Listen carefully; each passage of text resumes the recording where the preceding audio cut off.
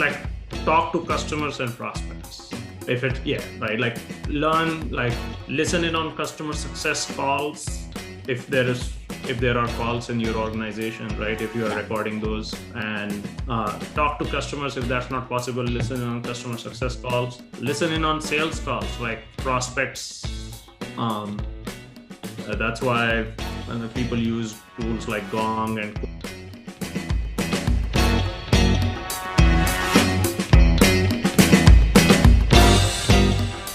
Hi everyone, welcome to another episode of Spill the Marketing Beans. So today we're going to be talking about something that's extremely important to product marketers out there. We know that enabling your sales team is actually one of the key things that you have to be doing to ensure that you really help everyone close the deal, make sure that you cover that OKR that I'm pretty sure is revenue for most product marketers out there.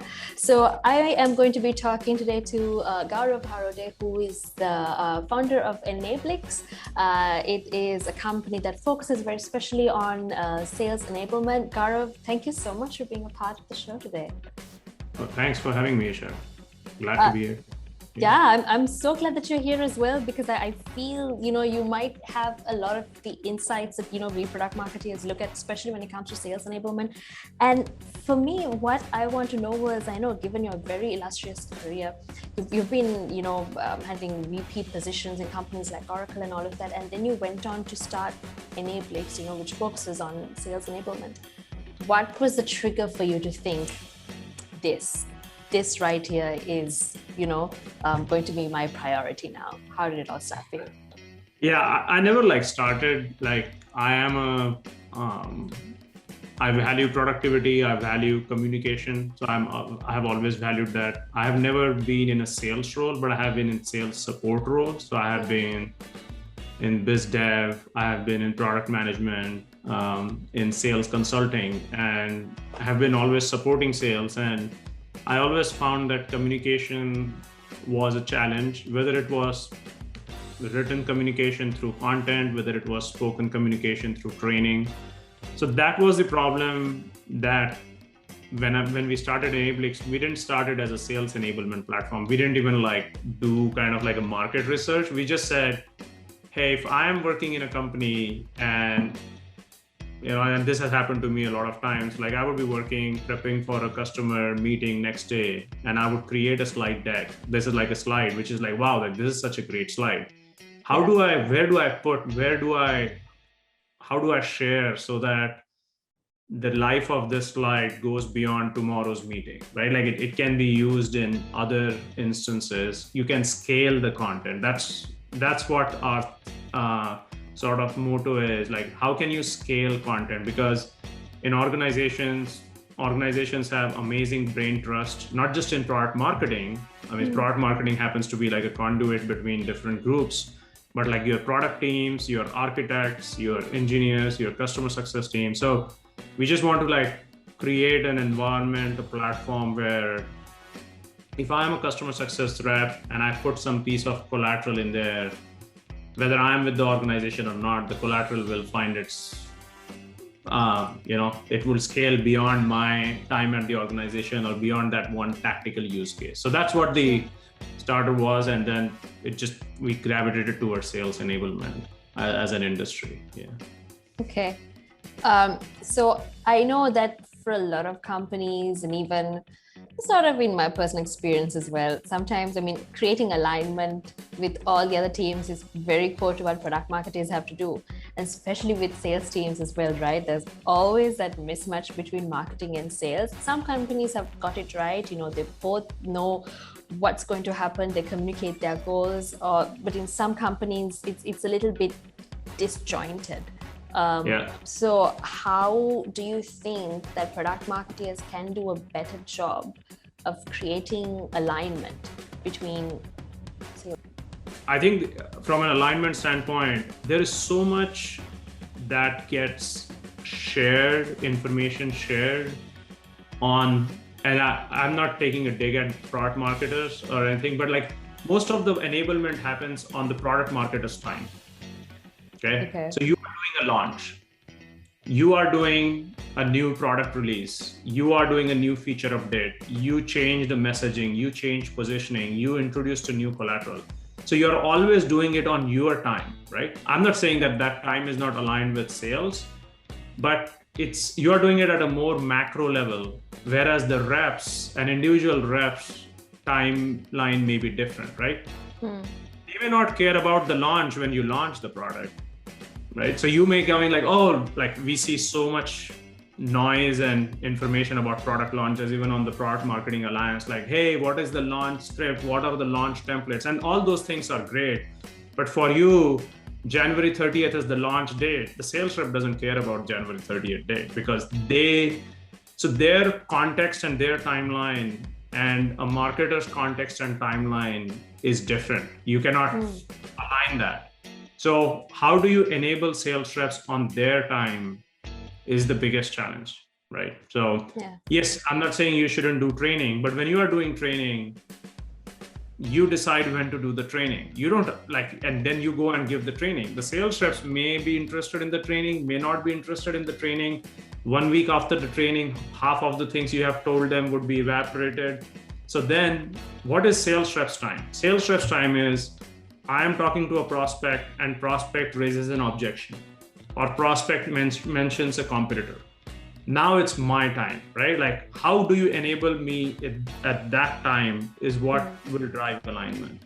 So that's how I see it. Like, it's like, are you enabling asynchronous enablement, or are you always, you need synchronous enablement? Synchronous enablement is, hey, there is a Zoom call, come on the call, I will train you on this new product. That's synchronous enablement. Required, but not enough. Right. Especially as the organization is growing. Asynchronous enablement is, I am a sales, you did your enablement, whatever it is, you did a training, you created content, you did it on your time, but you make it available in a fashion that I can find it on my time when I need. Okay. I don't know whether that sort of like answers the question, but I think of it. Yeah. I think it does, yeah.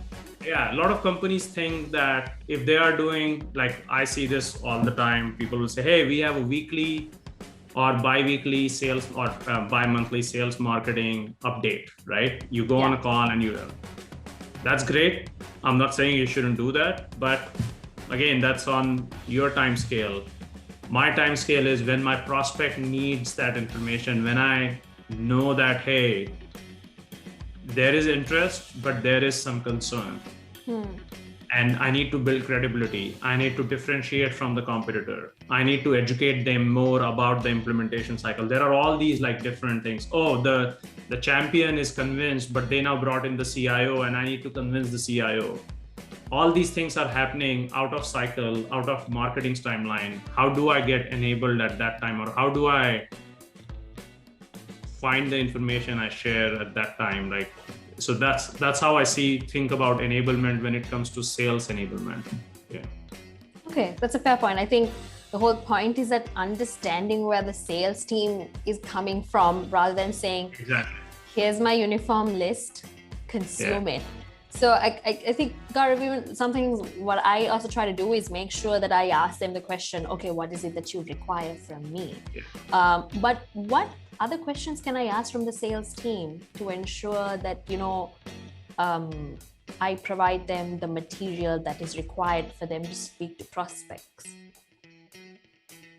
I think the other questions that you can ask for them is truly understand their sales cycle, right?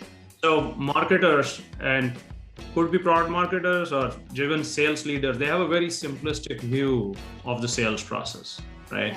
Yeah. You have that funnel, the awareness, the decision making, and then they put it in Salesforce with the stages and stuff. And in some cases it works, right? If it's like a quick sale, like you're selling like something which is value, it's very repetitive, it's very quick, it's prescriptive. There is an alignment between what actually happens in the field and what actually you have in the system, right? But 90% of the cases, there is no alignment, right? Like we use a sales process at Enablement it's for reporting. I'm not saying it's not useful. It's important. You should have a process. It's for reporting, it's for visibility, it's for tracking. It isn't for activities though, right? It doesn't align with how I engage with the prospects, right? Because prospect, there are like multiple buyers.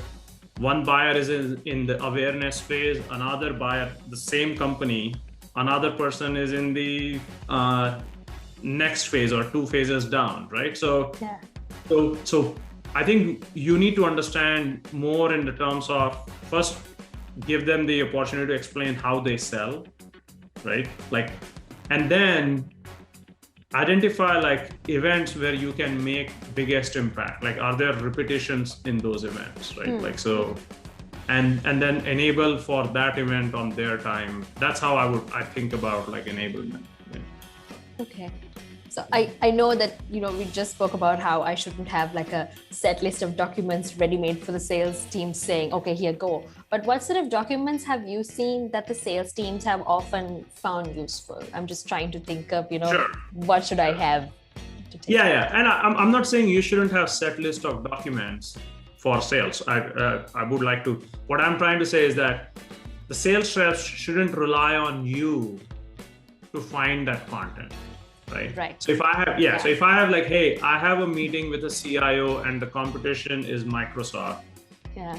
I should be able, without on my time, be able to share something with the sales. So I'm not against like, you need to have document, you need to provide them the basic least common denominator of information. So documents and content and collateral is useful. So what sort of documents we see, I think, for most sales reps and for most organizations, when we even start an engagement, we recommend middle of the funnel content, right? Middle of the funnel content is case studies, product sheets, solution overviews, product videos. Video is really popular. It's exploding across all our customers. It's exploding. So there is that content that is relevant. The other content that is relevant, and it's not talked about much because it's not for sharing with external audience, but it's for internal purpose, is pricing related content and training related content. Okay. So so if you are enabling sales reps, they love training related content. It's not, they may not like the training event because that's happening on the more product marketers time. But they don't mind having access to the training content because they can then educate themselves when they have a situation where that thing is, right? So to that, what sort of information or have you found out what sort of information do customers usually appreciate when they speak to a salesperson? So I'll give you like what my take on that is, and what we have found internally and also like with our customers, that type of content is, I think that most of the content out there is still very much product oriented, which is not bad, right? I mean, you need some product oriented content, but there was this saying, you may have seen this, like buyer is already 70% of their journey by the time they've requested demo and stuff like that, right? And that may be true, and having content marketing and inbound presence and brand is important because they need to learn about their choices. But when they come to you, they haven't made a decision. Sure. They have sort of like picked the 5 vendors or 6 vendors. But in fact, with the amount of information out there, they are like so overwhelmed and so confused, right? So I think one piece of content that really helps the buyer is educate them about their choices, right? Okay. So it's almost like when you pick something in Amazon, they show like a chart of like 10 other products with pricing and comparison, right? It's oversimplified, obviously, but you want to educate them about their choices, like why you. So it shouldn't be like feature function oriented. I know that's been like debunked a lot, but I think you should educate them about their choices. That's like number one thing. So if that means competitive information, if that means market oriented information, if that means taking yourself away from the product and doing like an objective sort of analysis on, hey, which product is better or which solution is better. Yeah. What problems Like people buying guides, sort of, Yeah, like we have a sales enablement buyer guide. It's a 5-slide deck, but we created a SWOT for our buyers. Nice. Okay. So we said that, hey, if you are considering sales enablement, here are your strengths, here are your weaknesses, here are your opportunities, here are the threats. At a program level, not at a solution level. Like if you did this, there are some threats you need to be aware of, right? It's not everything is amazing down this path. Like make sure you are prepared. So that's like one is choices. The other, I think a lot of companies miss is educating them about what's going to happen in the first 100 days of the implementation, right? So they know that, okay, there is this product, right? But you need to take further deeper, right? Most like, okay, once I sign the contract, like how do I install it? How much time does it take? Who others in my company I have to bring to the table to get this going, right? Is it going to like, how do you help me with that, right? So that 100 days, like presidents get measured. The 100-day mark is a big thing for presidents, right? Like, so it's the same thing, right? Like, and you need to, as product marketers, we need to like really do a great job at bridging that thing. So most of the product marketing work stops at signature, and some then switch to customer marketing. But I think the new sale work should go until like signature plus 100 days. So if you go signature plus 100 days, I think it will give like some solid collateral that your competitors aren't sharing, and it will help the buyer build credibility. Like, oh, okay, right? So I'm not just getting a product. These guys really know what they are doing, and like kind of, I really like that, Gaurav, because I don't think like we're working on like our content strategy, like, a couple of weeks back. And I don't think that we really thought of that angle about telling the customer what to expect within the first 100 days, because that looks like giving them a preview of the onboarding stage, right? Telling them this is what you can expect if you were to sign up with us. And I really like that. So in my experience, I've had so many instances where I've come up with sales enablement content, pass it on to the team, comparison after comparison, not really knowing whether it worked or not. So how can product marketeers actually have some kind of process or something in place so they can measure how effective that piece was? How does it work in your organization? There are like 3 levels of engagement that we recommend our customers.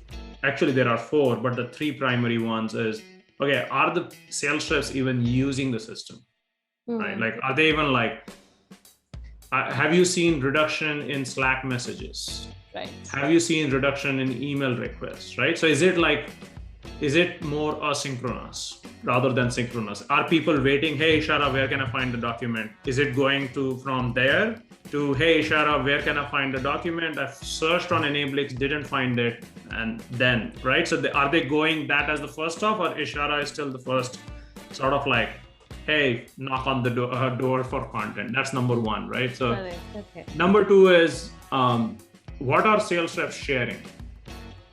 Okay, that tells you. Now, of course, there is internal facing content which is not meant for sharing. So but for amongst the content that is available for sharing, what are sales reps sharing?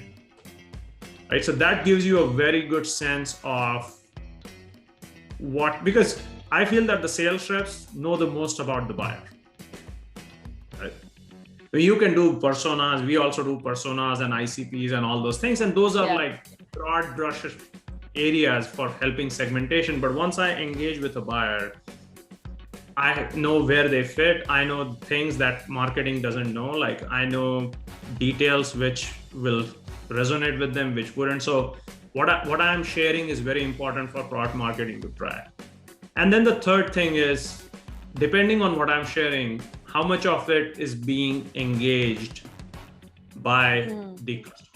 Right? Okay. So those are like the 3 things. Now there is a 4th thing. It's difficult to achieve even with systems. Is this like every product marketer is after this. Is this piece of collateral bringing revenue, right? Right, like revenue attribution. And in today's world, you never have like a direct revenue attribution. It's a tough thing to measure. You can talk about influence, but attribution, I think, is like a strong word. We use it, but it's just so that's like the fourth use case. But I think if you look at what people are sharing, that will tell you what is the need, like the general need of your market. What can I, as a product marketer, do this week to improve the sales enablement approach in my organization? Yeah, I think if it's this week, then talk to customers and prospects. If it, right, like learn, like listen in on customer success calls if there are calls in your organization, right? If you are recording those, and talk to customers. If that's not possible, listen in on customer success calls. Listen in on sales calls, like prospects.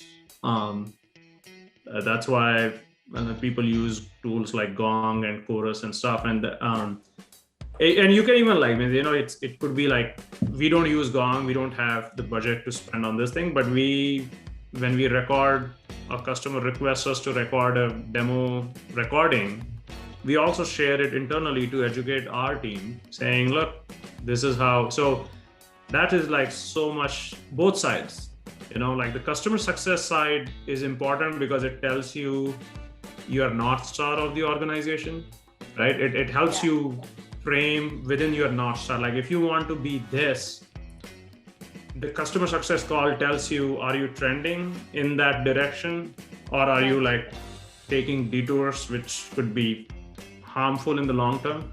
And then on the sales side, that tells you the market, right? Like that tells you where the market is shifting. And then you can say, hey, if those two calls are going like completely like opposite, then it's like, maybe there is a complete misalignment on what the market wants to go and where our North Star is. So that would be my advice. Like I love customer success and sales calls. Like these are like the best resources anybody could have.